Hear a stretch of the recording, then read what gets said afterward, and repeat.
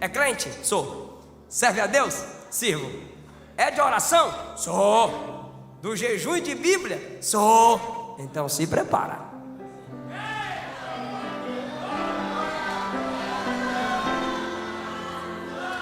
Quando passares pelas águas, quando passares pelo fogo, não tem ponte, tem que passar pelas águas. Não tem ponte, tem que passar pelo fogo. Mas a presença está garantida, as águas não vão te submergir, fogo não vai te queimar, as aflições não te destruirão, porque eu passarei contigo, diz o Senhor. Naquele dia, sendo já tarde, disse-lhes: passemos para a outra banda. E eles, deixando a multidão, o levaram consigo, assim como estava no barco.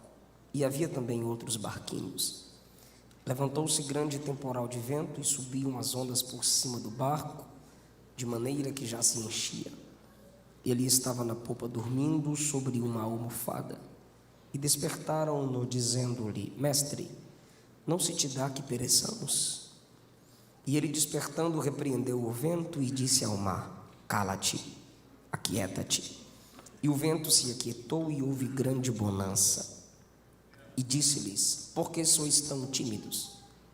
Ainda não tendes fé?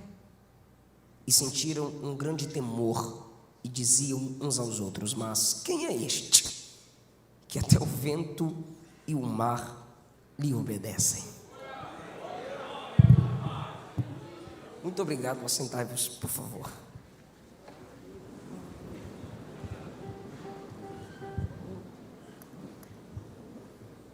Minha gratidão a Deus por mais esta noite que Jesus nos permite cultuarmos ao seu grandioso nome.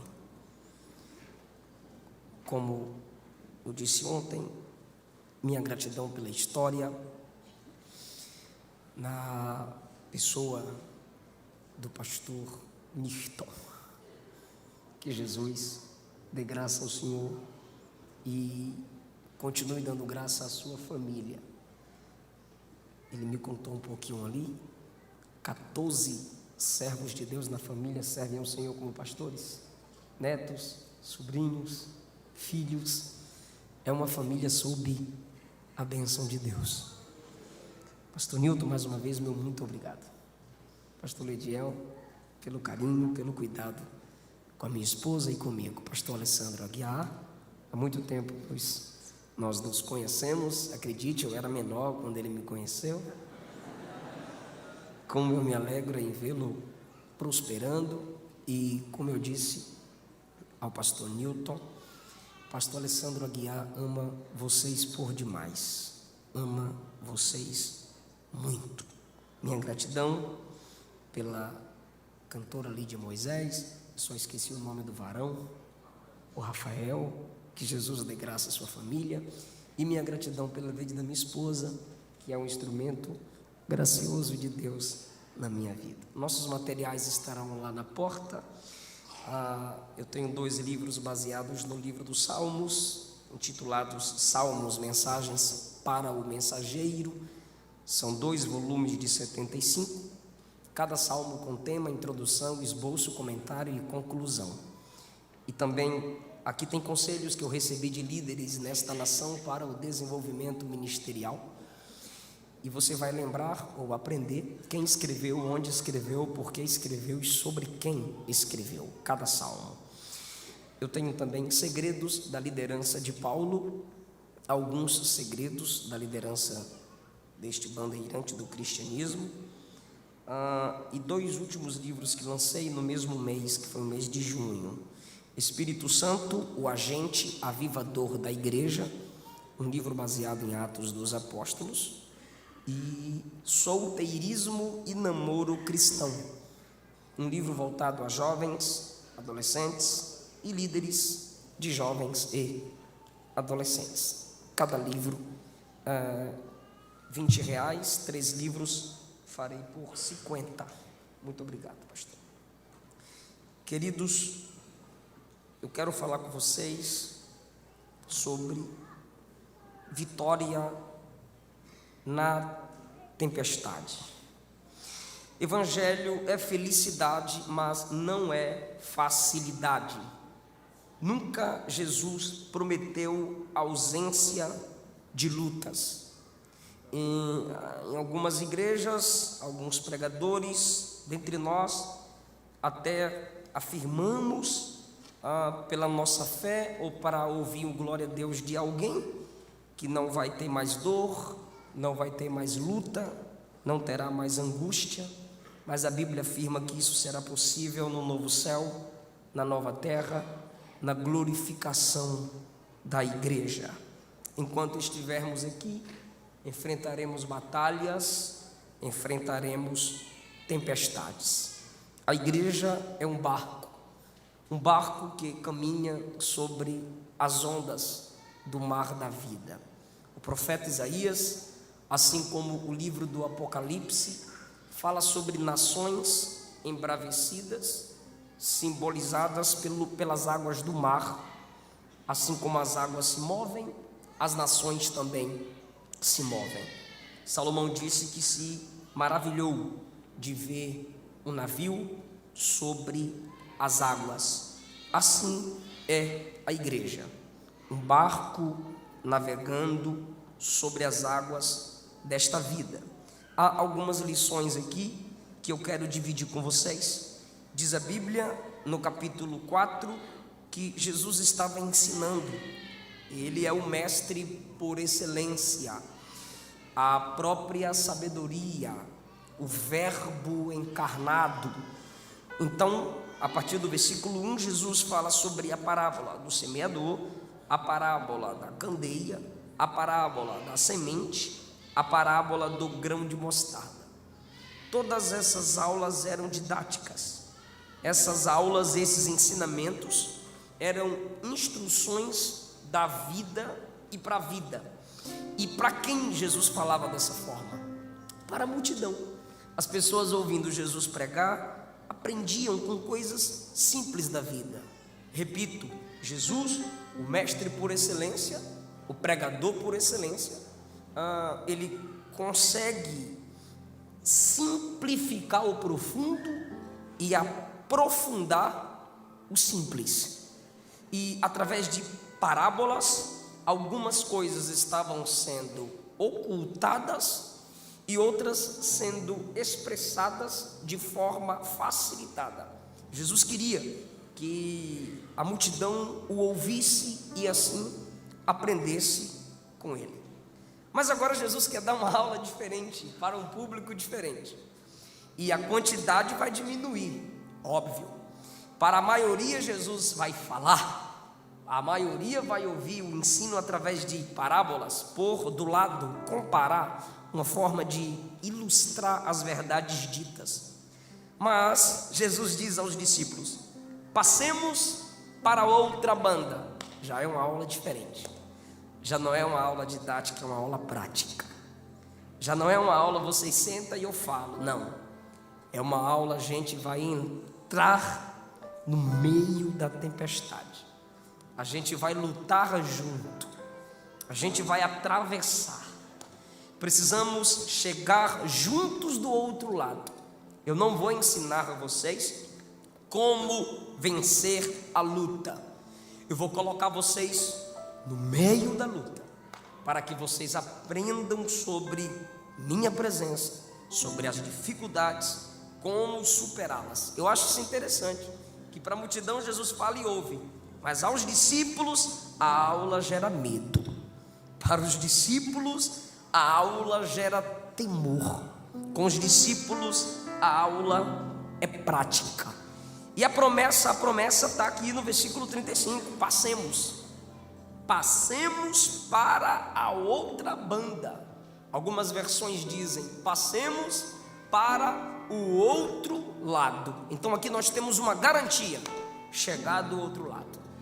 Essa é a primeira promessa, vamos chegar do outro lado. Essa igreja chegou até aqui porque ela tem superado a si mesma. Igreja que faz história, crente que faz história, não é aquele que simplesmente se compara com o outro. Não, se compara consigo mesmo. é aquele que chega do outro lado olhando para si mesmo. Olha o ontem, olha o hoje, consegue pensar no amanhã. É Deus nos fazendo melhor do que ontem, para que amanhã sejamos melhores do que hoje. Isso é sempre passando para o outro lado. A segunda promessa aqui é presença, passemos. Ele não disse passai, ele disse passemos. Ele está junto. E não há garantia de paz. Não há garantia de tranquilidade. Tem não. A paz que temos, conforme Paulo ensina, é comunhão com Deus. Não é ausência de lutas, não é ausência de dificuldades, não.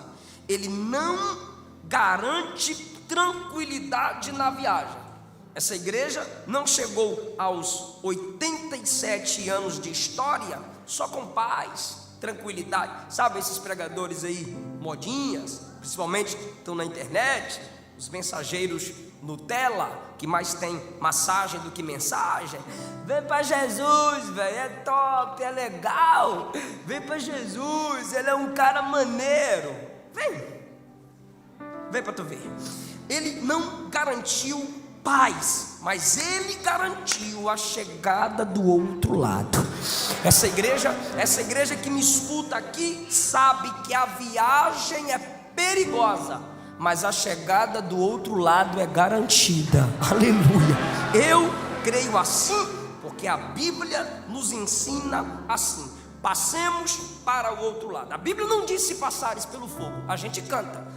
No Brasil está meio complicado, que o que canta vira doutrina, o que se prega vira questionável, né? Você tem que questionar o que se prega, mas não simplesmente questionar o que se prega, também o que se canta. Então a Bíblia não diz se passares pelo fogo. Diz não, diz pastor, está escrito lá em Isaías, pastor, se passares, tá? Não, pastor, tá, não. É quando passares, não é se passares, é quando passares, não é se passares. É quando passares. Se passares é, tu pode passar ou não. Ok, agora, quando passares é crente? Sou. Serve a Deus?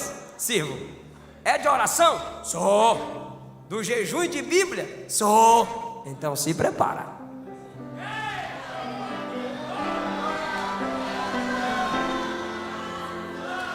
Quando passares pelas águas, quando passares pelo fogo, não tem ponte, tem que passar pelas águas. Não tem ponte, tem que passar pelo fogo. Mas a presença está garantida, as águas não vão te submergir, fogo não vai te queimar, as aflições não te destruirão, porque eu passarei contigo, diz o Senhor. A chegada é garantida. Passemos. 36. E eles, deixando a multidão, o levaram consigo, assim como estava. Deixa a multidão, deixa a maioria, disseram: então bora, Jesus, vambora. E entraram no barco.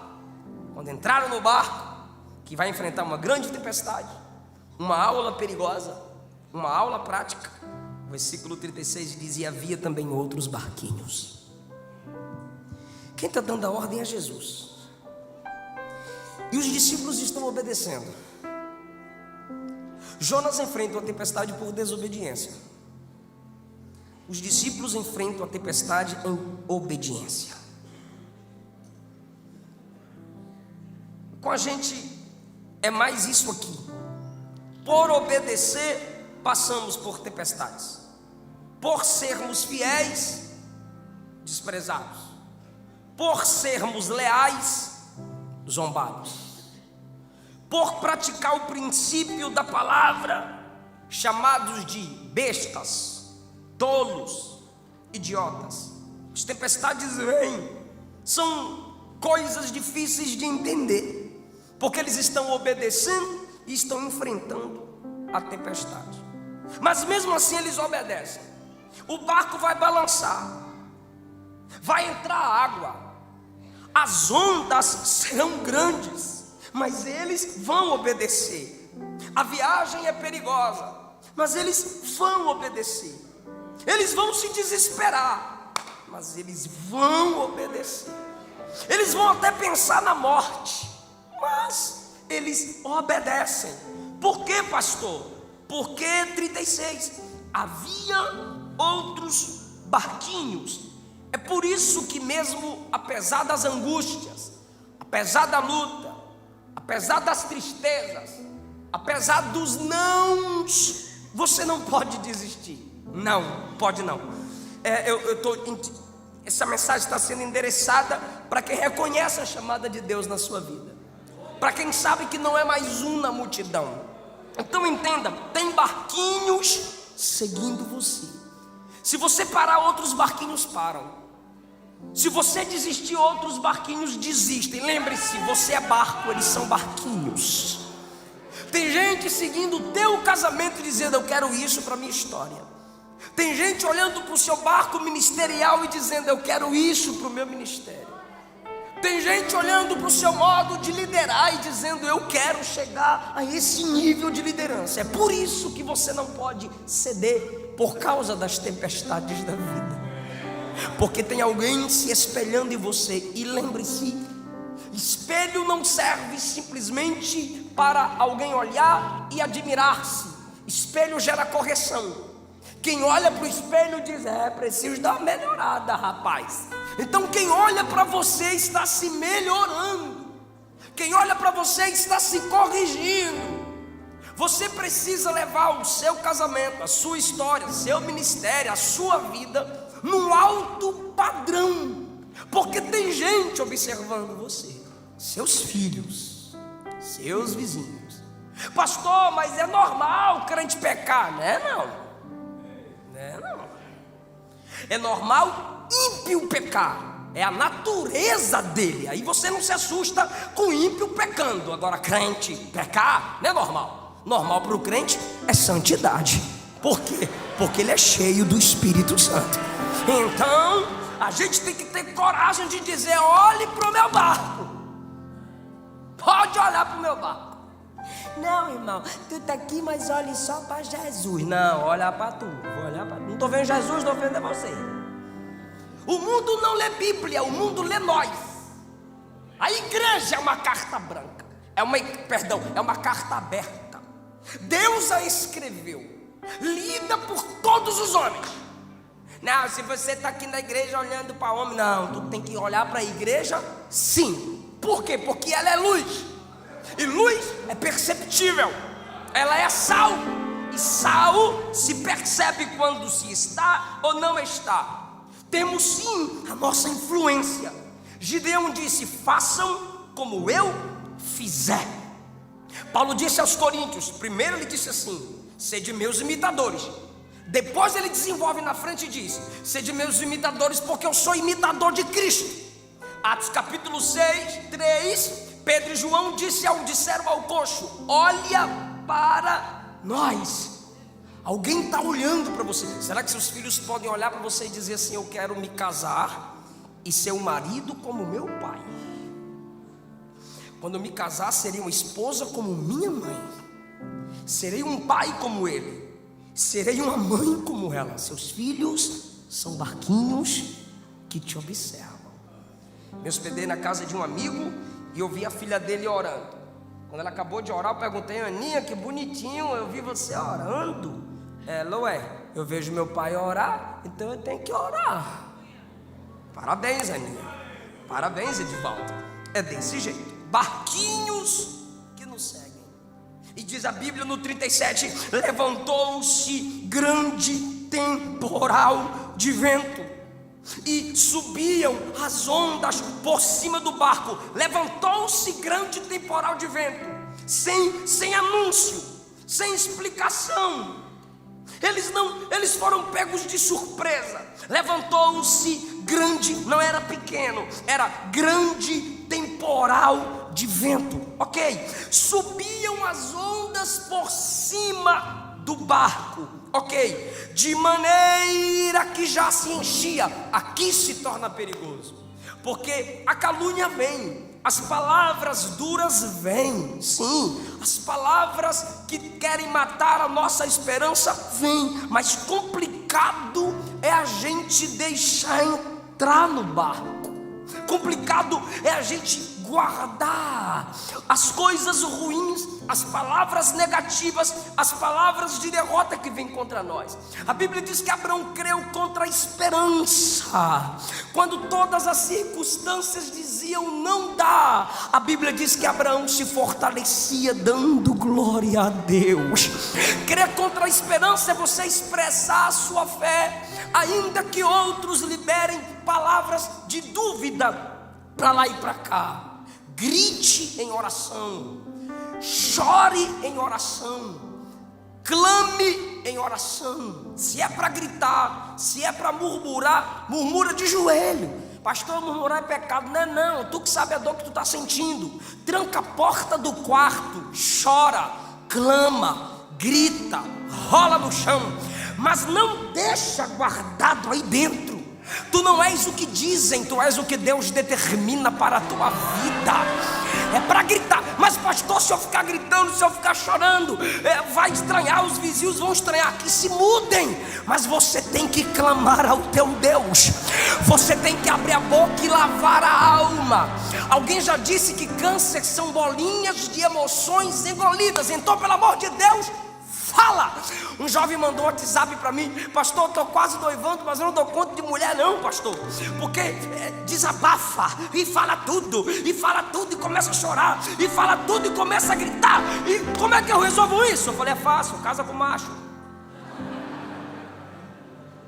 Porque se ela não fala, adoece. Se não fala, se acaba, se destrói por dentro. Não deixa entrar, pelo amor de Deus. É por isso que você tem que ter a palavra guardada aqui. É por isso que você tem que ter a palavra memorizada aqui. Porque quando alguém vem de lá para cá com a arma do inferno, você vem e vai daqui para lá com a arma da palavra. A Bíblia precisa primeiro encher você. Lembre-se que antes das águas entrarem no barco, quem já estava no barco? Jesus. É por isso que o barco não afunda. Porque antes que as palavras venham de fora, antes que o projeto do diabo venha de fora para tentar entrar aqui dentro, já tem aquele que te socorre, que te garante a vitória. Eu sinto a presença de Jesus enquanto eu falo isso. E o Senhor está dizendo: onde tem palavra de Deus guardada, as palavras do inimigo estão se desfazendo hoje. Eu vejo a alma do crente que ora assim. Eu vejo a alma do crente que ora assim. Eu vejo a alma do crente que ora assim. E o crente continua orando. Aí o crente vai lá e vai abrir a porta.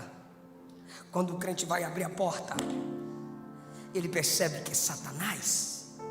Ele percebe que é o diabo. O crente consegue fechar a porta e vai orar de novo. E quando o crente vai orar de novo, aí o crente sabe: já sei quem está batendo. Aí o crente em oração diz: Jesus, abra a porta lá para mim.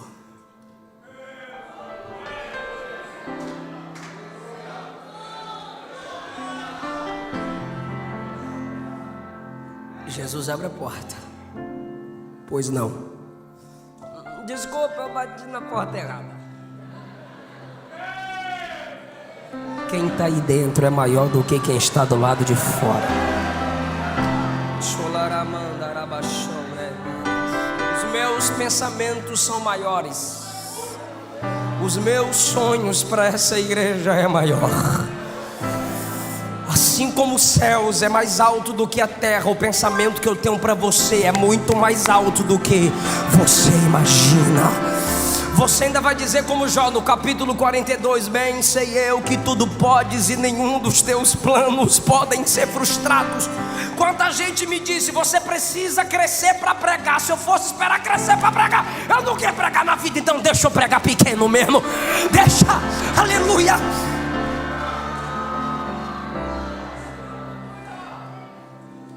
Você precisa guardar o que ele disse, para que o que dizem não ache espaço dentro de você. A igreja chegou até aqui porque ela preserva quem está dentro, não o que vem de fora. Então, como acontecia costumeiramente, as águas entrando, eles dando um jeito de jogá-las para fora, porque não podia permanecer. Aí o 38 diz: e ele estava na popa dormindo sobre uma almofada. Por que ele está dormindo? Porque ele está tranquilo. Mas por que ele está tranquilo? Porque ele sabe que é uma aula, ele está ensinando. Até dormindo Jesus trabalha. É o contrário de muita gente, irmão, que até trabalhando dorme. Jesus dormindo trabalha. Jesus dormindo está ensinando, porque era para os discípulos olharem para Jesus e falarem: opa, ele está tranquilo. Como é que a gente tem que estar tranquilo? Eles vão ser reprovados na aula. Por que ele está dormindo? Porque ele é homem, é Deus em pele humana, é o Verbo encarnado, é gente como a gente. Ele se fez homem, por isso que ele está dormindo. Lembra da arca? A arca tinha madeira e ouro. Por quê? Divindade e humanidade de Cristo. Então, quando você vê ele dizendo: tenho sede, é a madeira da arca. Mas quando ele diz assim: quem tem sede, vem a mim, beba, é o ouro da arca. Quando ele está pregando, ressuscitado, levantando os mortos, é o ouro da arca. Mas quando ele dorme, é a madeira da arca. 100% homem, 100% Deus. O que é isso, pastor? Milagre. Ele dormindo como um homem, ele sendo homem.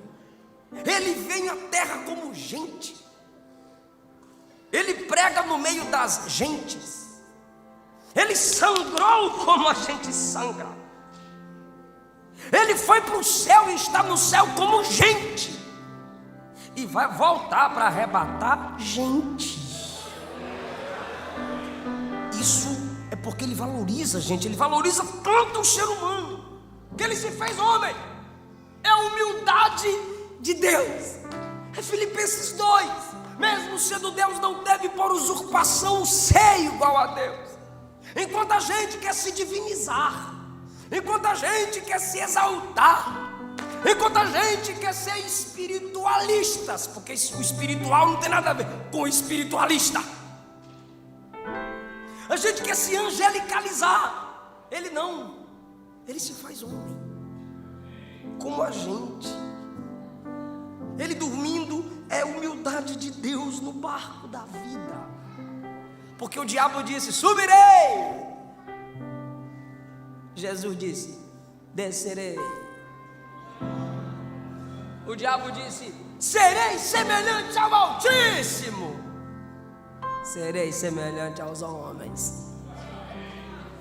Aí o diabo subiu, caiu. Jesus desceu, subiu.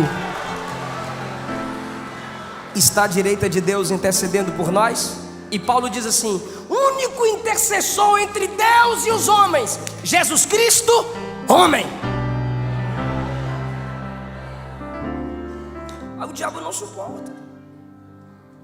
Por que ele vem como homem e está no céu como homem, intercedendo por nós? É Jesus dizendo que você, sendo humano, sendo gente comum, você vence.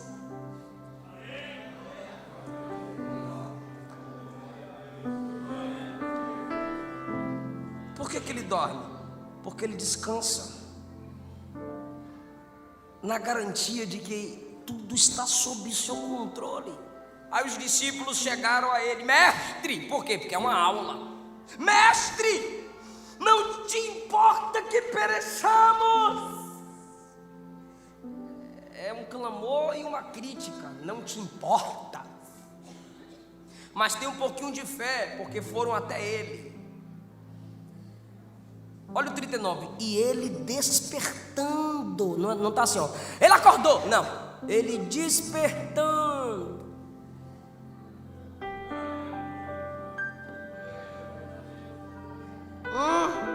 Agora imagine eu e tu despertando. Olha o vento, olha o mar, olha a água, o barco está afundando. O que está acontecendo aqui? Misericórdia ainda. É nós, é eu e tu, é assim, despertando. Imagina alguém te gritando, tu está dormindo, alguém te grita, misericórdia. Aí vai orar e que Deus perdoe Jesus, amém. Os pecados de Jesus estão perdoados. E que Deus abençoe Deus. Eu saúdo a igreja, o Senhor com a paz dos irmãos. A gente confunde tudo. Que está despertando. Agora Jesus não. Ele é o professor. Ele está dormindo porque ele está ensinando. Olha só, despertando repreendeu o vento. Porque ele não repreende o mar. Porque se ele repreende o mar, as águas saem e o barco, bufo, morre todo mundo. Ele está no controle. Então ele já levanta ligado. Não vou repreender a água, vou repreender o vento. Por quê? Porque é o vento que faz o mar se enfurecer.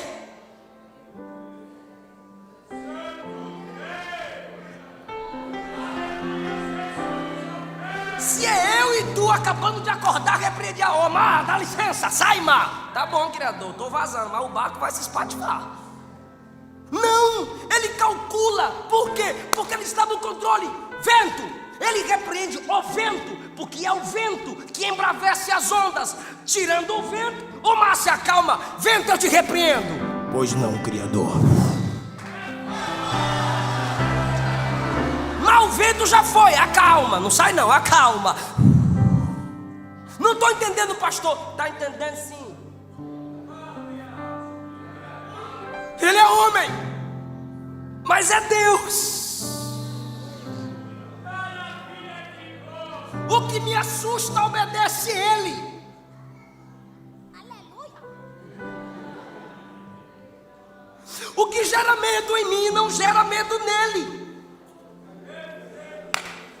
O que me atribula não atribula Ele. Antes a tempestade estava embravecida e Jesus dormindo. Mas agora é Jesus que usa a autoridade e a tempestade tem que dormir. É mais. Por que ele não repreende o mar, mas repreende o vento? Porque é o vento que faz o mar embravecer. Isso quer dizer que ele sabe como trabalhar. E como é que ele trabalha, pastor? Aí eu digo o que Deus falou ao meu coração assentado ali. Deus não vai tocar no problema, Ele vai na fonte do problema. Deus está indo na fonte. Aleluia, igreja Adeblu. Deus está indo na fonte.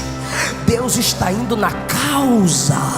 Às vezes você, por que isso está acontecendo? Por que isso? Por que aquilo? Ele está dizendo, eu vou na causa, eu vou na fonte. A gente canta que Miriam cantou só o Senhor é Deus, só o Senhor é Deus, só o Senhor é Deus. Mentira, Miriam não cantou só o Senhor é Deus. Estou falando que tem que questionar. Não foi só o Senhor é Deus. Quem cantou só o Senhor é Deus foi o povo quando o fogo do céu desceu após a oração de Elias. O que foi que Miriam cantou? Miriam cantou a música do seu líder. Quando ela canta a música do seu líder, ela é chamada de profetisa. Quando ela não canta a música do líder, ela é chamada de leprosa.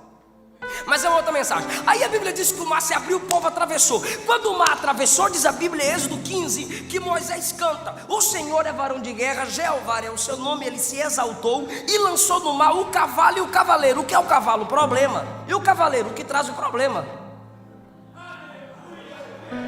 O Senhor é varão de guerra, Jeová é o seu nome. Quando Moisés acaba de cantar, a irmã Miriam, se fosse hoje, assembleana, pegou os tamboris, chamou as irmãs, disse: bora lá, mulherada do ciclo de oração. E começaram a bater. E a Bíblia diz que o cântico de Miriam foi: o Senhor é varão de guerra, Jeová é o seu nome. E lançou no mar o cavalo e o cavaleiro. O que é o cavalo? Problema. O que é o cavaleiro? O que traz o problema? Pastor, para ser doutrina tem que ser 3. Então deixa comigo. Aqui Jesus repreende o vento, a causa, e o mar se acalma. Miriam e Moisés reconhecem que ele lança no mar o cavalo, problema, e o cavaleiro que traz o problema, causa e efeito. E na cruz? Na cruz que é top. Isaías disse que na cruz ele venceu, carregou sobre si enfermidades e dores. O que é dor? Efeito. O que é enfermidade? Causa. Só tem dor porque tem enfermidade. Se não tiver enfermidade, pecado, não vai ter dor, morte. Então na cruz ele venceu a causa, o pecado, a enfermidade, para não ter a dor da morte. Então só fica com medo do resultado do pecado quem vive no pecado. Então muita gente teme a consequência, e mais perigoso que a consequência é o pecado, porque sem pecado não há morte. Só tem morte se tem pecado. Só tem efeito porque tem o quê? A causa. Então a enfermidade é a causa, a dor é o efeito. E na cruz diz a Bíblia que ele carregou enfermidades e dores, a causa e o efeito. Não importa seu passado, em Cristo você é nova criatura. Tanto o pecado quanto a consequência ele já pagou o preço lá. O salário do pecado é a morte, mas o dom gratuito de Deus é a vida eterna. Se você está nele, tu tens a vida dele.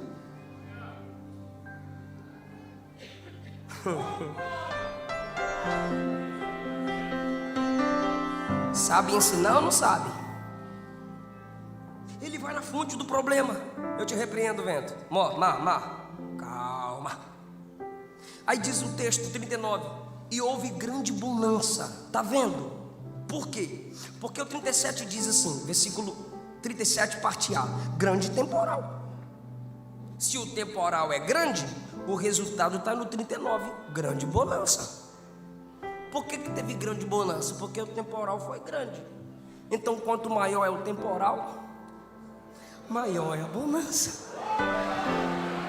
Qual é a linguagem que a gente usa? Quanto maior é a luta, isso aí, é desse jeito mesmo. Quando Jesus repreende o vento, ele repreende o vento. Aleluia, aleluia. Imagine os discípulos: glória, repreendeu o vento. Aí Jesus diz: agora eu vou repreender vocês. Está no 40. Por que sois tão tímidos? Ainda não tendes fé? Eu queria ensinar-vos a ter fé. E só sabe que tem fé na tempestade. Mas vocês não tiveram. 41. E sentiram grande temor. Gente, eu sei que é chato, eu não sou profissional de púlpito, mas fala comigo: grande temor. É a única vez que eu vejo isso escrito no texto. Como assim, pastor? Como assim? Assim. Grande temor. Olha o 37, grande temporal. As ondas subiam por cima do barco. Vou perguntar e você responde: dá medo ou não dá? De maneira que já se enchia de água. Claro, dá medo ou não dá? Dá. Eles vão até Jesus e dizem: mestre, não te importa que pereçamos? Por favor, me responda, eles estão com medo ou não? Óbvio. Mas não está escrito que eles tiveram medo. Mas tiveram, claro. Não precisa estar escrito. Legal. Só que quando Jesus acalma a tempestade, repreende o vento, eles sentem grande temor. Não entendi, pastor? Vai entender. É que eu estou encerrando, já estou no 41, é o último versículo. É que quando a tempestade vem, gente, quando a tempestade vem, eles sentem medo. Mas quando Jesus usa a autoridade que tem dentro do barco, eles sentem grande medo. Na tempestade, medo. Quando Jesus acalma a tempestade, grande temor. Mas para que esse temor? Se já se acalmou o vento, se já se acalmou a tempestade, se houve grande bonança, para que tanto temor? Pois é, eu quero saber. O que gera medo? Não é o vento? Sim, senhor. O que gera medo? Temor? Não é a tempestade? Sim, senhor. O vento não foi embora? Foi, vazou. E o mar se acalmou. E por que vocês têm esse grande temor? É porque o Cristo dentro do barco é mais poderoso, é mais terrível do que qualquer tempestade fora do barco. Está tudo calmo, mas a presença dele em autoridade gera grande temor. Sentiram um grande temor e diziam uns aos outros: eles não olham para Jesus. Gente, o temor é tão grande que eles não olham para Jesus. Quem é tu? Não. O temor é tão grande, a Bíblia diz que eles diziam uns aos outros: Mateus, quem é este? João, é tu que tenta no peito dele, quem é este? Pedro, quem é este? Quem é este? Quem é este? Quem? Até o vento e o mar lhe obedecem. Quem é este? Eu tremo nessa pergunta. O temor é grande quando Cristo está dentro do barco. Igreja que não respeita Jesus não tem Jesus dentro dela. Igreja que não reconhece o senhorio de Cristo nunca o conheceu como Salvador. Crente que não treme diante da divindade de Cristo está longe da verdade, da intimidade com Ele. Essa geração desrespeitosa, mimada, de gente que pensa que pode mandar em Deus, gente que pensa que pode colocar Deus na parede, gente que pensa que sua vontade tem que ser feita no céu, quando na verdade eu tenho que cumprir a vontade do céu na terra. Eu sei que a igreja tem que ter alegria, eu sei que a igreja tem que ter fervor, isso é igreja, mas a igreja precisa também desse equilíbrio. Precisamos voltar a tremer. Em nome de Jesus, me entenda, eu não estou usando o texto de Antigo Testamento para meter medo em ninguém. O que está acontecendo aqui é a manifestação da graça, é a graça manifestada, a expressão que Tito usa. Mas eles têm grande temor, porque eles reconhecem a divindade, eles reconhecem a autoridade de quem está no barco. A gente canta, a gente aplaude, a gente se move, a gente dá uma balançada, mas se Jesus se manifestar de verdade, tem que se prostrar, tem que se curvar, tem que tremer. Pastor, mas eu sou filho, filho que respeita pai. Pastor, mas eu sou liberto, liberto pela verdade. Pastor, mas eu oro Pai Nosso, é Pai Nosso que está no céu, que tem o nome santificado e que tem reino e poder.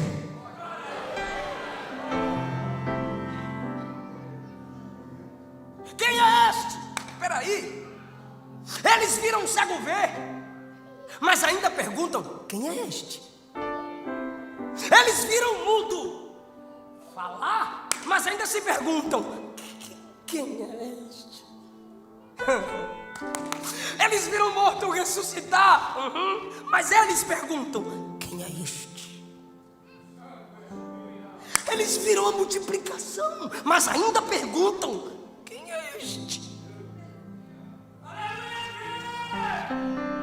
Será que teve alguém mais íntimo do que eles? Dormiu dormia com ele, conversava com ele, comia com ele, andava com ele, viajava com ele, voltava com ele, brincava com ele, ria com ele, estava junto dele em todo o tempo. E ainda perguntam: quem é este? Vocês já têm 87 anos. Nós, assembleanos, aqui em Blumenau, 87, Brasil, mais de 100. História. E ainda precisamos nos assustar.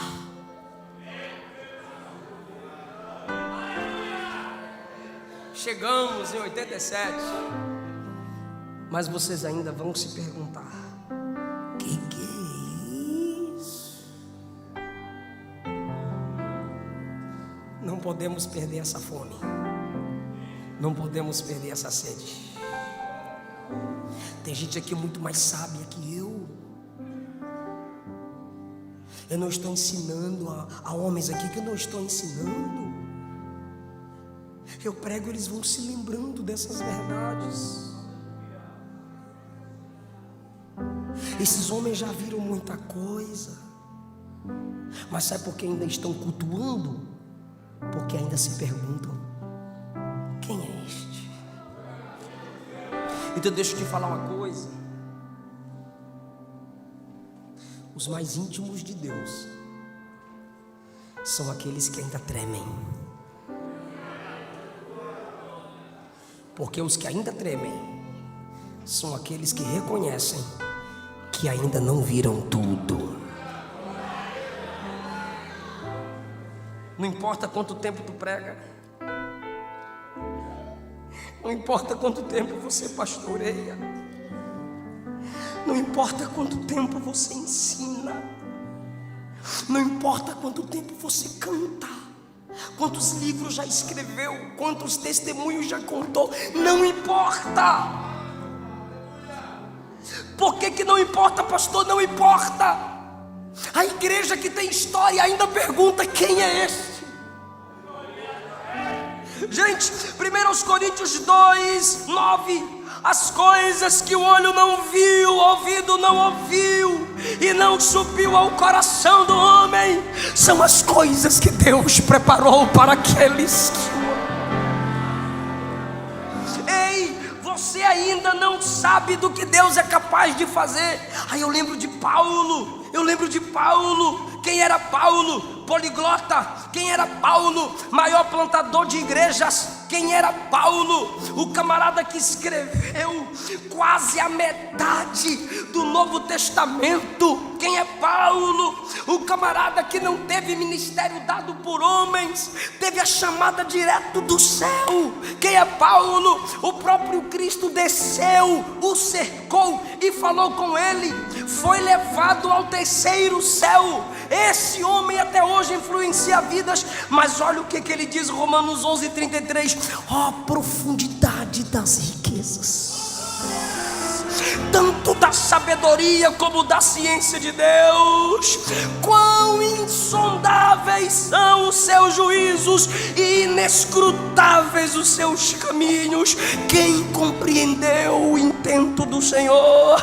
Quem foi o seu conselheiro? Paulo está dizendo: eu já vi tudo isso, eu já fiz tudo isso, mas Ele é profundo e inescrutável.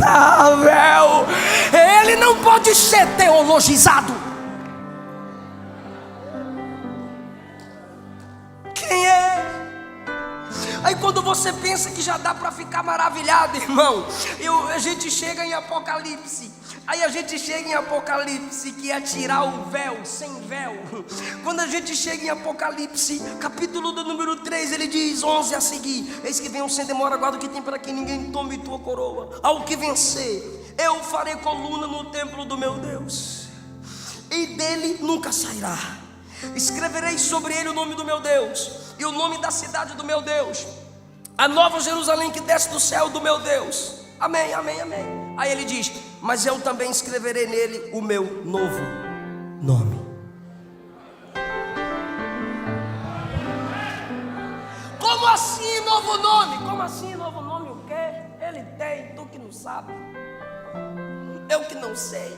Não, pastor, eu sei. Eu sei, pastor, então diga: maravilhoso conselheiro, Deus forte, Pai da eternidade, príncipe da paz, Senhor dos senhores, Rei de reis, água da vida. E vai a porta, o cordeiro, o fogo, e vai cabeça da igreja. E tu vai falando um monte de nome. Pois é, isso é o que tu sabe, mas ele está dizendo: tem um novo nome, ninguém sabe. Aí último, para a gente orar, Apocalipse 19, 11. Viu o céu aberto, eis um cavalo branco, e o que estava sentado sobre ele se chama Fiel e Verdadeiro, julga e peleja com justiça. Seus olhos são como chama de fogo, sobre sua cabeça muitos diademas, e tem um nome escrito que ninguém sabe, só ele. Quem é este? Yeshua.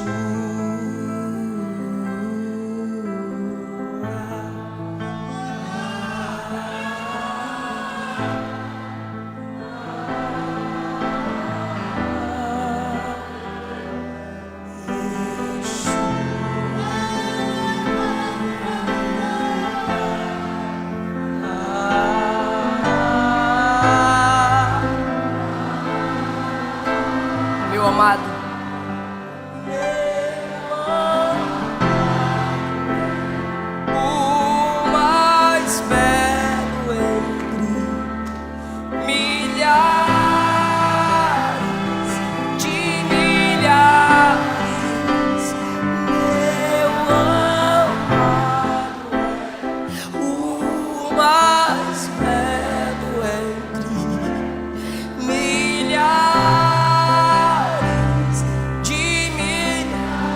o que você quer, igreja? Eu quero conhecer Jesus. Eu quero conhecer Jesus. Levante a mão. Eu quero conhecer Jesus. Cante.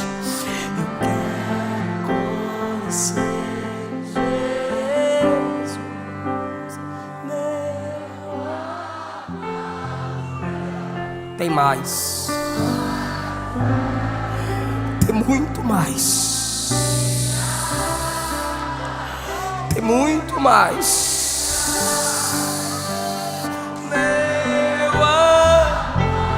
Quando a trombeta tocar, Ele vai nos revelar coisas profundas. Seus questionamentos serão respondidos.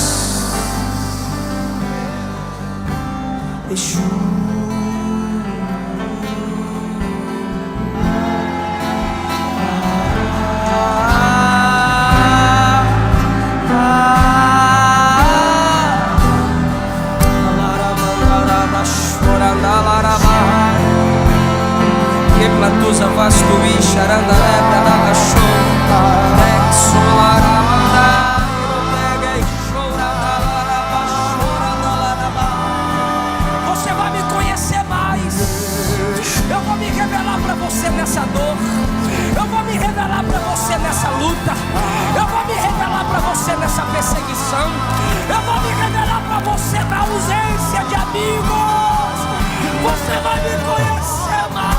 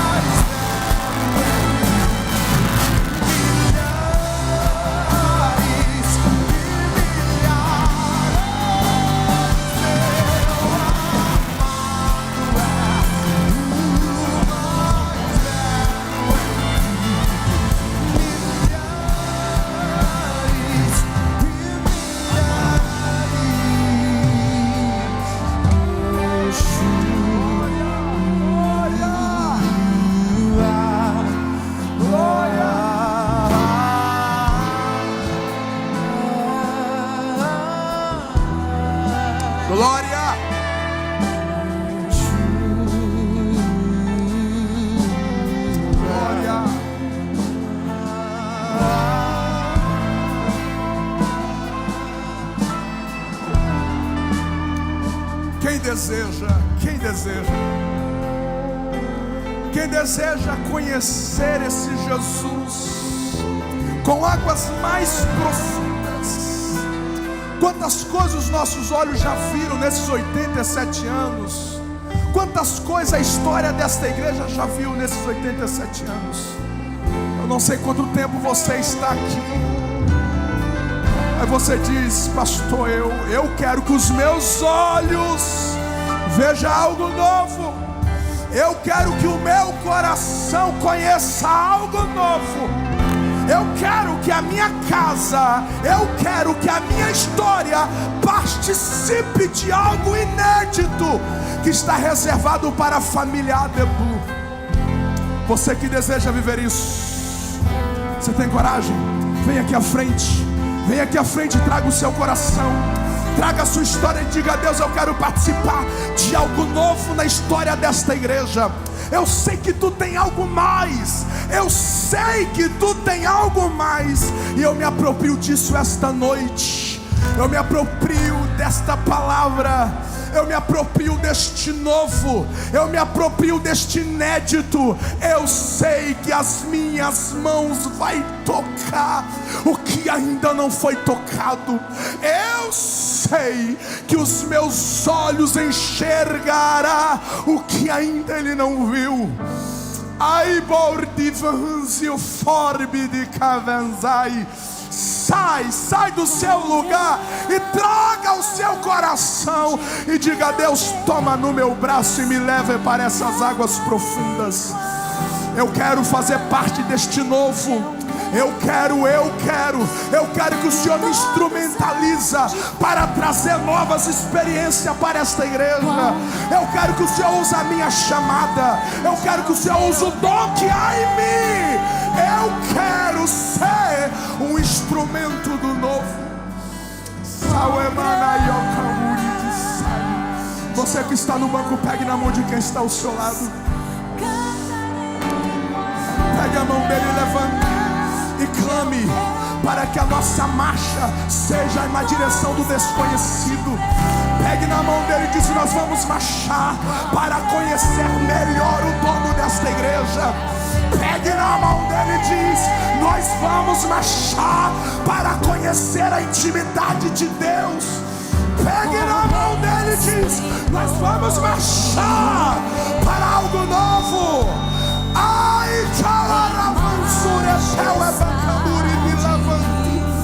em nome de Jesus, o Espírito de Deus te conduz, o Espírito te move, o Espírito te toca, o Espírito te leva, o Espírito te direciona. Ele diz: vem, me segue. Tem algo novo, tem algo diferente.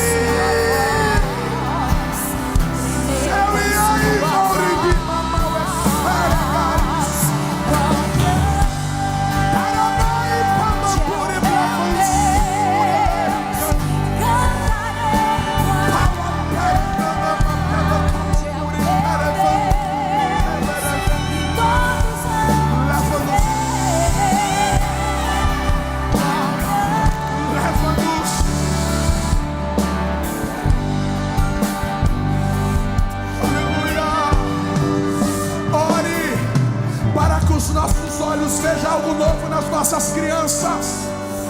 Ore para que Deus tome as nossas crianças de maneira que os nossos olhos ainda não viram. Ore para que Deus tome os nossos adolescentes. Ore para que Deus tome os nossos jovens. Ore para que Deus tome homens e mulheres, obreiros, líderes da família Adeblu.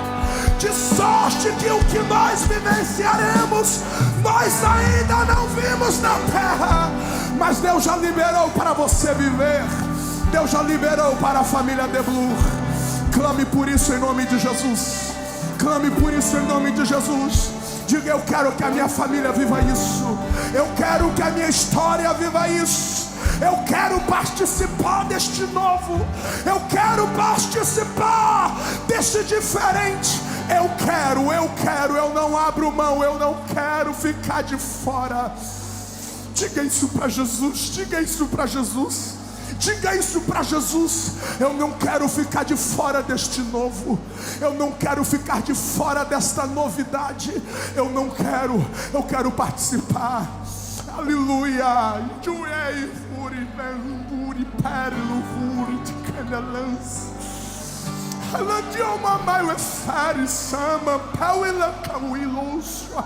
Ele te toma pela tua mão e diz: vem viver comigo este novo, vem viver comigo este novo. Sai do raso, sai da superfície, vem para o diferente, vem para o diferente, vem para o diferente. Quem se rende? Quem se rende? Quem se rende? Quem se rende?